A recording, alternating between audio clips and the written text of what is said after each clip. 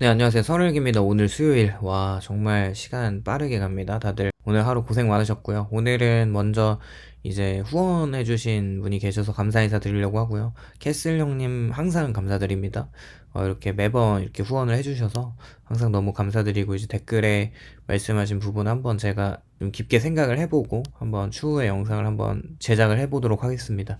요즘 이제 한국은 이 나라에 답이 없다라고, 여긴 지옥이다라고 하는 말이 더 이상 과장이 아닌 게 되면서, 이제 높은 집값이나 과도한 경쟁이나 긴 노동시장, 그렇게 불안정한 미래, 비교와 압박 속에서 많은 사람들은 탈출을 항상 꿈꿉니다. 그렇게 탈조선이 답이다, 뭐 이런 이야기도 있는 거 보면은 이런 생각들이 만연한 것 같아요. 그리고 그 탈출의 목적지로 가장 자주 등장하는 선택지가 바로 이민인데, 이민이 종종 이렇게 포장되는 것 같습니다. 한국만 벗어나면 살만해진다. 해외는 워라밸이 있고 사람답게 사는 곳이고 여기처럼 미쳐 돌아가진 않는다. 이 말들이 완전히 거짓은 아닌데, 하지만 치명적으로 불완전한 진실입니다.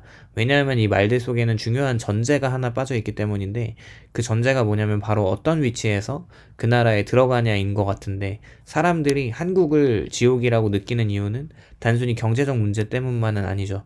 그것은 지속적인 압박감 때문인데, 잘하지 못하면 낙오된다는 공포와 뒤처지면 회복이 어렵다는 불안도 있고, 남들과 끊임없이 비교당하는 구조와 이 압박은 사람을 지치게 만들죠. 결국 여기가 문제야라는 결론에 도달하게 되는 것도 이해는 됩니다. 이때 이민이 매우 매력적인 서사로 다가오고요. 경쟁이 덜한 사회나 뭐 수평적인 문화나 느긋한 삶, 개인을 존중하는 분위기, 이 모든 이미지가 실제로 어느 정도는 존재합니다. 문제는 이 이미지들이 대부분 이미 그 사회에 자리를 잡은 사람들의 모습이라는 점인데요. 관광객으로 혹은 이미 안정된 직업과 언어 능력을 가진 이민자의 시선으로 본 모습입니다. 한국을 떠나기로 결심하는 사람들 중 상당수는 이렇게 생각을 하는데, 나는 한국에서 너무 고생을 했고 이 정도면 어디 가서든 잘 할 수 있다, 잘 해낼 수 있다, 뭐 이런 생각은 이해할 수 있지만 동시에 매우 위험한데, 왜냐하면은 한국에서의 고생은 한국 시스템에 최적화된 고생이기 때문에 그렇습니다. 그 고생이 다른 나라에서 그대로 경쟁력이 되는 경우는 생각보다 많지가 않죠. 특히 한국에서 중산층 혹은 그 언저리에 있던 사람일수록 이 착각에 빠지기 쉬운데, 한국에서는 학력, 경력, 사회적인 신호가 비교적 명확하고, 하지만 국경을 넘어가는 순간에 이 신호들은 거의 무효화가 됩니다. 새로운 사회에서 당신은 성실한 직장인이 아니라 언어가 완벽하지 않은 그냥 외국인 노동자일 뿐이죠. 이 차이를 충분히 계산하지 않은 채 이민을 선택한다면 현실은 상상보다 훨씬 빠르게 냉혹해지고요. 또 하나 중요한 요인을 생각해보면 이민이 도피의 성격을 띠는 경우가 굉장히 많다는 점입니다. 지금의 삶이 너무 힘들어서 구조적으로 막혀있다고 느껴져서 여기만 벗어나면 괜찮아질 것 같다는 마음으로 떠나는데, 하지만 도피는 그 문제의 본질을 해결해 주진 않죠. 문제를, 장소를 바꿔서 다시 만날 뿐입니다. 이민 후에 1년도 안 돼서 돌아오는 사람들의 공통점은 대부분 한국을 떠날 때 이렇게 생각을 했다는 점인데, 여기만 벗어나면 숨 좀 쉬겠다. 하지만 현실은 다르죠. 숨은 쉬어질지 몰라도 발밑에 기반이 사라지죠. 언어나 네트워크나 어떤 경력이나 사회적 지위가 한꺼번에 리셋되는 경험은 한국에서 느끼던 압박과는 전혀 다른 종류의 스트레스를 만들고요. 이민을 준비하는 사람들의 마음속에는 공통된 이미지가 있는데, 한국에서는 숨막히는 경쟁과 이 평가와 끝없는 비교 속에 살았지만 해외에 가면 조금은 느슨하고 인간적인 삶이 펼쳐질 것이라고 하는 기대입니다. 이 기대가 사실 완전히 허구는 아닌데, 문제는 이 기대가 자신이 어떤 위치에서 그 사회에 들어갔는지를 거의 고려하지 않은 채 만들어진다는 점이죠. 탈출의 환상의 핵심은 간단합니다. 환경만 바꾸면 삶이 달라질 것이다 라는 이 사실, 이것이 절반만 맞다고 생각하는데, 환경은 분명 중요하죠. 하지만 환경은 이미 자리를 잡은 사람에게 유리하게 작동이 된다는 걸 생각해 볼 필요가 있죠. 새로운 사회에 들어온 외국인이 환경이자 기회이자 동시에 장벽일 수 있는데, 이 양면성을 계산하지 않으면 환상은 빠르게 무너지겠죠. 많은 사람들이 해외의 노동 환경을 이상화합니다. 야근이 없고 워라밸이 있고 사람들을 갈아넣지 않는, 이 말들이 사실인데, 하지만 이 조건들이 현지의 언어와 규칙에 익숙한 노동자에게 적용되는 경우가 대부분입니다. 사실 뭐 이제 국가적 차원에서 이민한 사람을 그 회사에서 뽑아주는 게 말이 되지 않습니다. 당연히 그 나라 사람들의 어떤 거기서 나고 자라고 한 순수 그 나라 사람을 채용을 하는 게 맞죠. 그렇게 이민 초기에 외국인은 선택지가 많지 않고 언어가 완벽하지도 않고 현지 경력도 없고 네트워크가 없는 상태에서 갈 수 있는 일자리가 되게 제한적일 수밖에 없어요. 이때 노동 환경은 한국과 비교해서 더 나을 수도 있지만 결코 이상향은 아닙니다. 또 하나의 환상은 생활비에 대한 것인데 물가가 비싸더라도 월급이 높습니다. 이 부분도 역시 맞죠. 현지 평균 임금은 현지 평균 생활비 기준으로 설계되어 있는데 외국인에게 주어지는 초기 일자리는 평균 이하인 경우가 많고 이때 체감 물가는 상상 이상으로 무겁습니다. 특히 주거비는 이민자에게 가장 큰 장벽입니다. 신용도 없어요. 보증인도 없고 계약 조건에 익숙하지 않은 상태에서 안정적인 주거를 확보하는 것은 쉽지가 않아요. 탈출 환상은 비교 대상 오류에서 또 나오는데 사람들은 해외에 잘 사는 모습을 볼 수밖에 없죠. 유튜브나 SNS나 블로그에는 여유롭고 세련된 이민 생활이 넘쳐나지만 대부분은 이미 성공적으로 정착한 소수의 사례입니다. 실패한 다수는 조용하게 돌아오거나 기록을 남기지 않아요. 이 편향된 정보는 이민을 마치 누구나 도전하면 성공할 수 있는 선택처럼 보이게 만들고 특히 한국에서의 실패 경험이나 좌절감이 클수록 탈출 환상은 더 강해지죠. 여기서는 안 됐지만 거기서는 다를 것이다 라는 믿음은 사람에게 다시 시도할 용기를 주기도 하지만 동시에 현실 판단을 흐리게 만듭니다. 문제는 이민이 리셋 버튼이 아니라 증폭 장치라는 점인데 한국에서 겪던 문제의 상당 부분이 다른 나라에서 형태만 바꿔서 양태만 바뀌어서 다시 나타납니다. 이민 전에 사람들이 거의 생각하지 않은 요소가 있다면 바로 사회적 안전망의 상실인데요.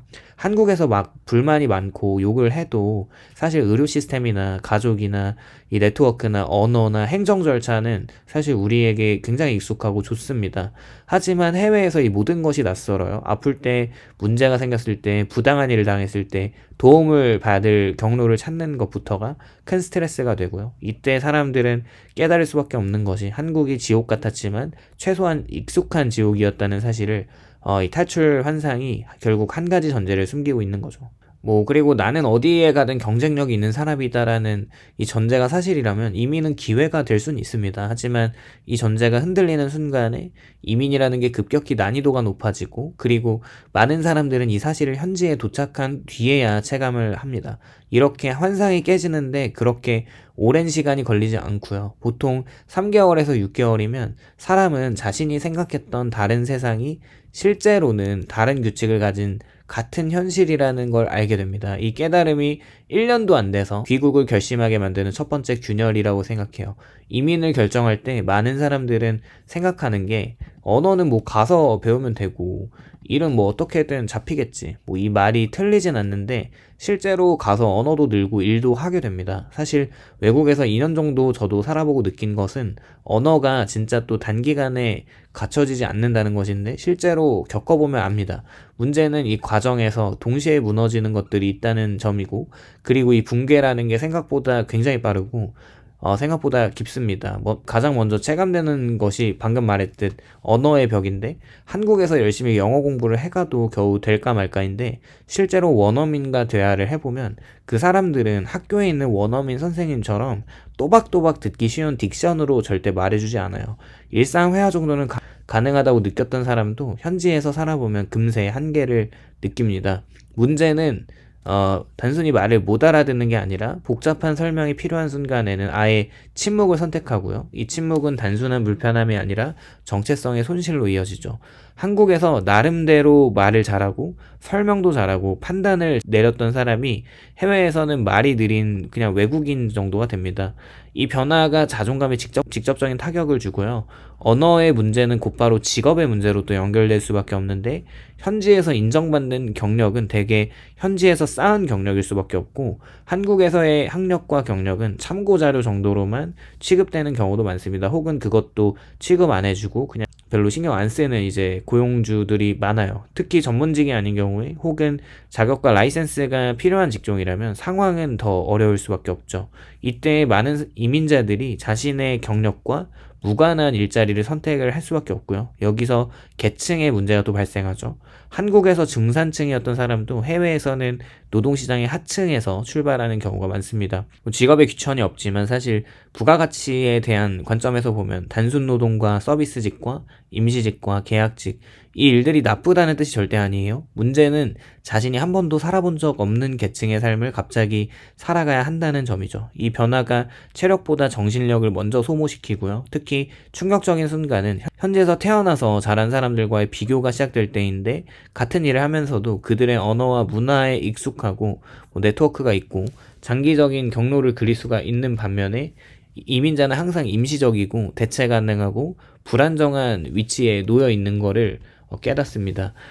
이때 사람들은 깨닫죠. 나는 여기서 출발선이 아니라 한참 뒤에서 시작하고 있구나. 또 은행 계좌 개설이나 신용 점수나 계약 조건이나 행정 절차 하나하나가 다 스트레스가 됩니다. 한국에서는 자동으로 처리되던 일들이 여기서는 매번 설명과 증명이 필요하고, 언어가 완벽하지 않은 상태에서 이 과정을 반복하면 사람은 쉽게 지치게 되죠. 그리고 이 피로는 누적됩니다. 결국 더 큰 문제는 이 모든 변화가 동시에 일어난다는 점인데, 언어가 불안정한 상태에서 직업도 불안정하고 사회적 위치도 불안정하죠. 하나만 흔들려도 힘든데, 이 세 가지가 한꺼번에 흔들린다면 사람은 중심을 잡기가 어렵고, 이때 많은 이민자들은 예상보다 빠르게 내가 생각했던 이민 생활이 아니다라는 결론을 내리고, 이 시점이 보통 이민 후 6개월 전후라면 처음의 설렘은 사라지고 현실이 또렷하게 보이기 시작합니다. 한국에서 느꼈던 압박과는 다른 종류의 압박이 등장하는데, 여기에는 비교도 평가도 덜할 수 있죠. 하지만 대신 불확실성과